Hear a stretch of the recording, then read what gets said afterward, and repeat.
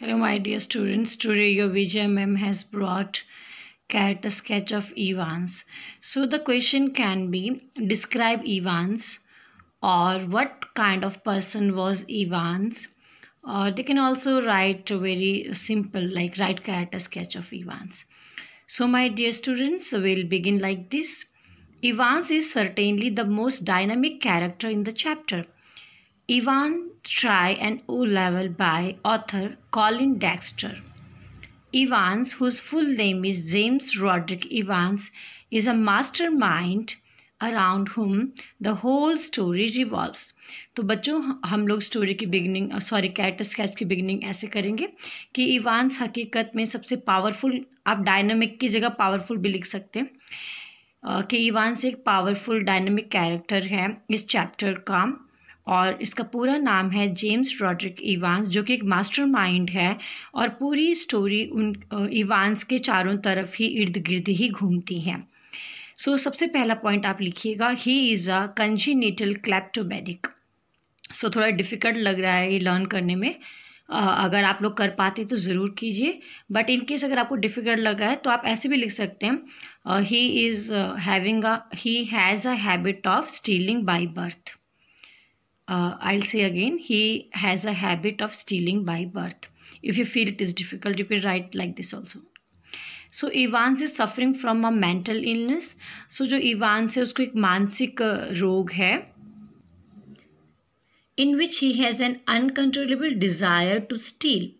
अब इवांस एक बीमारी से ग्रस्त है जिसमें उसको हमेशा वो चोरी करना चाहता है, उसको हमेशा इच्छा होती है कि वो चोरी करे. तो इस प्रकार के एक मानसिक रोग से वो पीड़ित है. He is not a violent criminal and there is no record of murder against him. जो इवांस है ये कोई खूंखार या खतरनाक अपराधी नहीं है, इसने कोई हत्याएं नहीं की हैं, इसने कोई किसी का मर्डर नहीं किया है. He does small thefts and that is also due to his mental illness. ये छोटी छोटी चोरियाँ करता है और वो चोरियाँ भी इस वजह से करता है क्योंकि इसको मानसिक बीमारी है. So this way you can write first point और first trait of his personality. Second point, you can write he is a pleasant personality. He is a pleasant personality. Evans is quite a pleasant sort of chap. Chap means होता है इंसान, मज़ेदार व्यक्ति. He is stars at the Christmas concert. Concert होता है बेटा musical या dance programme को आप कंसर्ट कहते हैं. तो जब कभी भी क्रिसमस का त्यौहार मनाया जाता है और वहाँ पे डांस प्रोग्राम हो रहा है, सिंगिंग प्रोग्राम हो रहा है, तो इवांस उस प्रोग्राम का सेंटर होता है, प्रोग्राम का वो मेन आकर्षण होता है. There is always an environment of fun around him. और जहाँ कहीं भी इवांस होता है वो मौज मस्ती करता है, वो मजाक करता है. He enjoys his life to the fullest. वो अपनी ज़िंदगी को बहुत मज़े से जीता है. In the prison also he enjoys conversation with Mister Jackson. और जब वो प्रिजन में है वहाँ पर भी वो जैक्सन के साथ मजाक करता है. In Golden Line hotel also he talks jokingly with the receptionist. और जब वो फरार होने के बाद गोल्डन लाइन होटल में पहुँचता है तो वहाँ पर वो रिसेप्शनिस्ट के साथ भी मजाक करता है. तो you can right second trait of his personality that he is a pleasant personality. He is very clever and intelligent. So third point you can write, he is very clever and intelligent. Evans has given ample of examples of his wits. Ample होता है बहुत ज़्यादा, and wit होता है समझदारी, चालाकी. Evans ने काफ़ी सारे उदाहरण दिए हैं कि वो दिमाग से कितना शातिर है. He outwits the governor and his staff at every step due to his cleverness.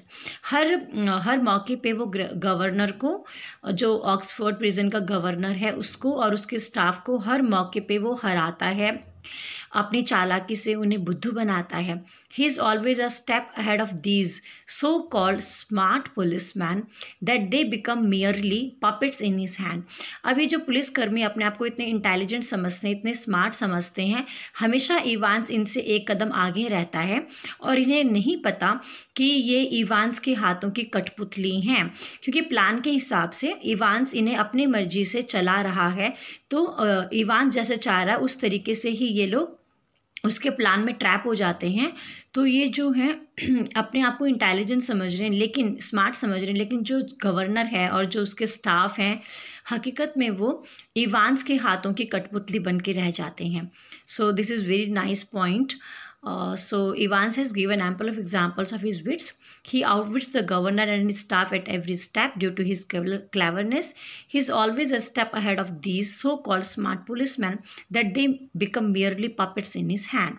So fourth point आप लिखिएगा, dramatic hatcher. He is a dramatic Hatcher.